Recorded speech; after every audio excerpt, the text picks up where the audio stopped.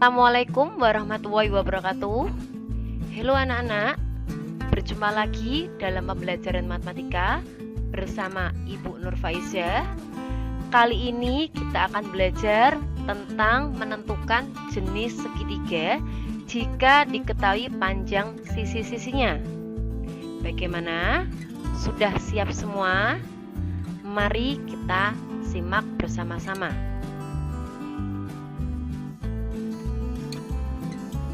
Masih ingat tentang teorema Pythagoras?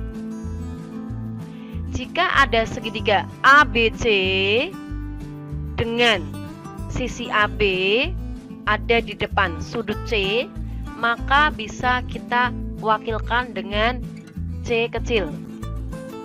Kemudian sisi AC ada di depannya sudut B, maka bisa kita wakilkan dengan B kecil.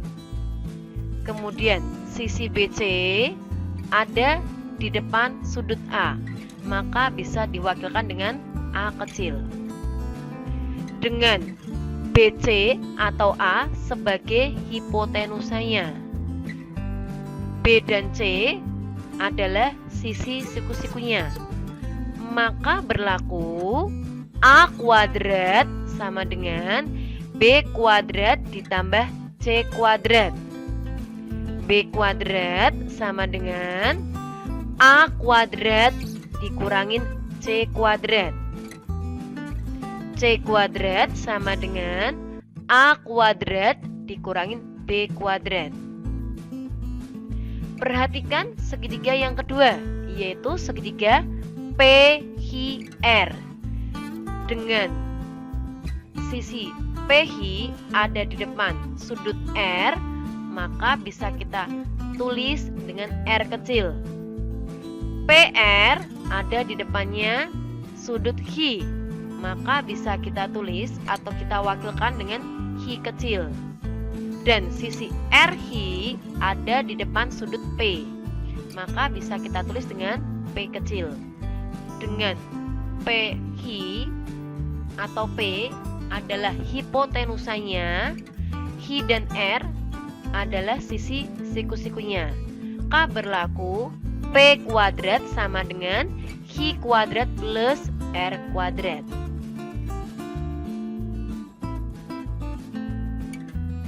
Perhatikan segitiga ABC. Dengan BC atau A adalah hipotenusanya atau sisi terpanjang, maka berlaku A kuadrat sama dengan B kuadrat ditambah C kuadrat, di mana segitiga ABC siku-siku ada di titik A. Sekarang perhatikan segitiga ABC, segitiga yang kedua, dengan AC atau B sebagai hipotenusanya atau sisi terpanjang, maka berlaku B kuadrat sama dengan A kuadrat ditambah C kuadrat, di mana segitiga ABC ini siku-siku ada di B. Oke, sekarang perhatikan segitiga yang terakhir, yaitu segitiga ABC dengan sisi terpanjang atau hipotenusanya ada di sisi AB atau C.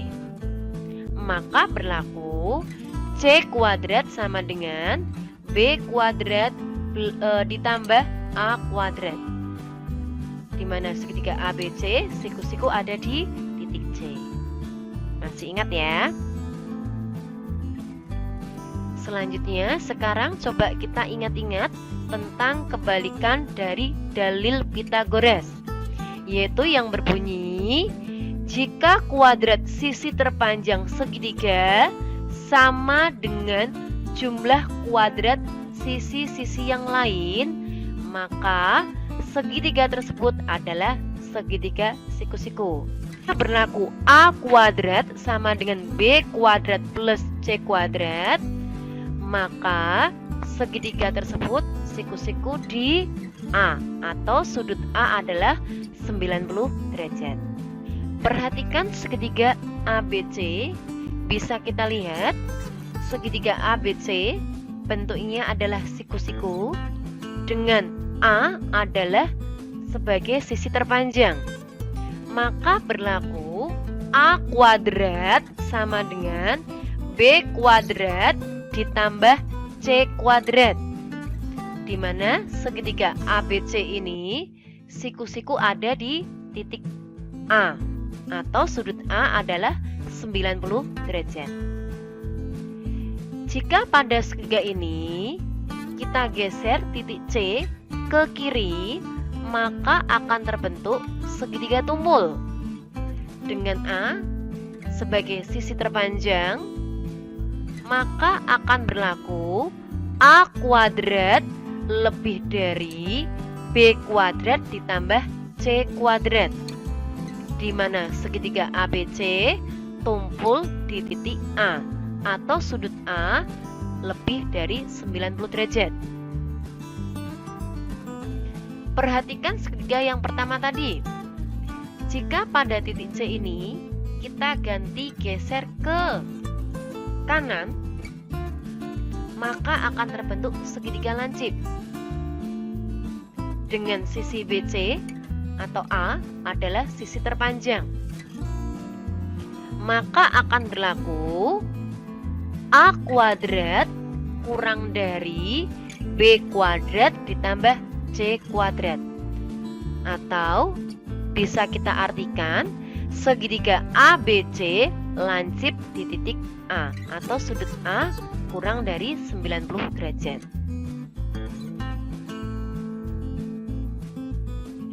Jadi dapat kita simpulkan bahwa yang pertama, jika A kuadrat sama dengan B kuadrat ditambah C kuadrat, maka segitiga ABC siku-siku di A atau sudut A-nya adalah 90 derajat. Yang kedua, jika berlaku A kuadrat kurang dari B kuadrat ditambah C kuadrat, maka segitiga ABC lancip di titik A atau sudut A-nya kurang dari 90 derajat. Dan yang terakhir atau yang ketiga, jika berlaku A kuadrat lebih dari B kuadrat ditambah C kuadrat, maka segitiga ABC tumpul di titik A atau sudut A-nya lebih dari 90 derajat.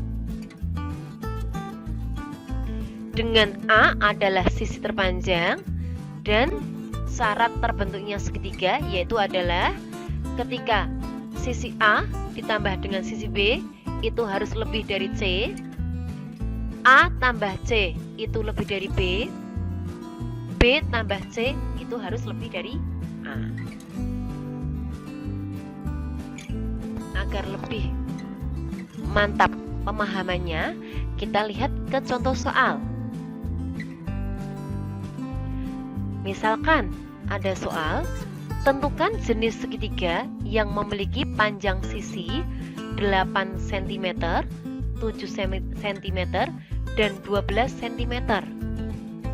Bisa kita tulis sisi segitiganya tadi 8, 7, dan 12. Kita ingat-ingat kembali bahwa jika berlaku A kuadrat sama dengan B kuadrat ditambah C kuadrat, maka segitiganya adalah siku-siku. Jika berlaku A kuadrat lebih dari B kuadrat ditambah C kuadrat, maka segitiganya adalah tumpul. Dan yang ketiga, jika berlaku A kuadrat kurang dari B kuadrat ditambah C kuadrat, maka segitiganya lancip dengan A adalah sisi terpanjang. Bisa kita artikan langkah-langkahnya adalah masing-masing sisi-sisinya ini nanti kita kuadratkan. Setelah itu, untuk sisi yang bukan terpanjang kita jumlahkan. Setelah itu baru kita bandingkan. Bisa kita lihat, jika 8 kita kuadratkan, yaitu menghasilkan 64, 7 dikuadratkan, yaitu 49, 12 dikuadratkan, yaitu 144. untuk sisi yang bukan terpanjang kita jumlahkan, sehingga hasilnya adalah 113. Maka A kuadrat adalah titik-titik B kuadrat plus C kuadrat, di mana A adalah sisi terpanjang. Maka A kuadrat bisa kita tulis yaitu 144, dan B kuadrat plus C kuadrat adalah 113. Kita lihat hubungannya. 144 itu bagaimana dengan 113? Ya, ternyata adalah lebih dari. Karena A kuadrat lebih dari B kuadrat plus C kuadrat, maka bisa kita artikan segitiga tersebut adalah segitiga tumpul. Bagaimana? Mudah bukan? Baik, untuk lebih jelasnya kita lihat ke contoh yang kedua. Tentukan jenis segitiga yang memiliki panjang sisi 8 cm, 10 cm, dan 6 cm. Kita tulis sisinya yaitu 6, 8, 10 ya. Kita urutkan dari yang terkecil. Jika berlaku A kuadrat sama dengan B kuadrat ditambah C kuadrat, maka segitiganya adalah siku-siku. Jika berlaku A kuadrat lebih dari B kuadrat ditambah C kuadrat, maka segitiganya adalah tumpul. Dan yang ketiga, jika A kuadrat adalah kurang dari B kuadrat ditambah C kuadrat, maka segitiganya lancip. Dengan A adalah sisi terpanjang, berarti masing-masing sisinya kita akan kuadratkan. Bisa kita lihat 6 kuadrat adalah 36, 8 kuadrat adalah 64, 10 kuadrat adalah 100. Untuk sisi yang bukan terpanjang kita jumlahkan, maka diperoleh 100. Maka A kuadrat itu titik-titik B kuadrat ditambah C kuadrat.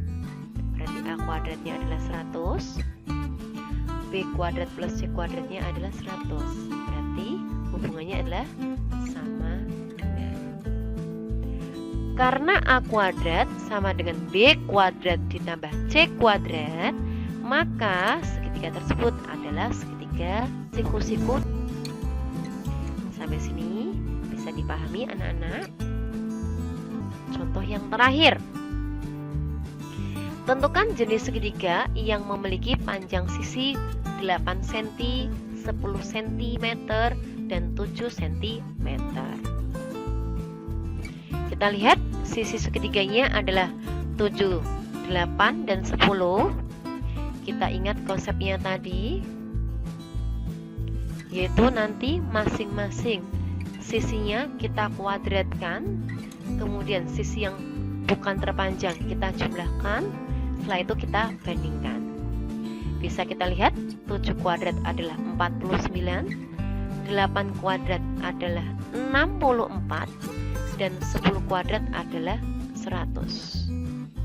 Maka sisi yang bukan terpanjang kita jumlahkan, diperoleh 113. Maka A kuadrat adalah titik-titik B kuadrat plus C kuadrat, di mana sisi terpanjang adalah 10, berarti A kuadrat adalah 100, dan B kuadrat plus C kuadrat adalah 113. 100 dan 113 hubungannya adalah kurang dari. Karena A kuadrat kurang dari B kuadrat ditambah C kuadrat, maka segitiga tersebut adalah segitiga lancip. Bagaimana anak-anak? Mudah bukan? Jangan lupa kalian aplikasikan, kalian coba di rumah masing-masing ya. Semoga bermanfaat. Ibu akhiri, wassalamualaikum warahmatullahi wabarakatuh. Sampai berjumpa di video pembelajaran berikutnya.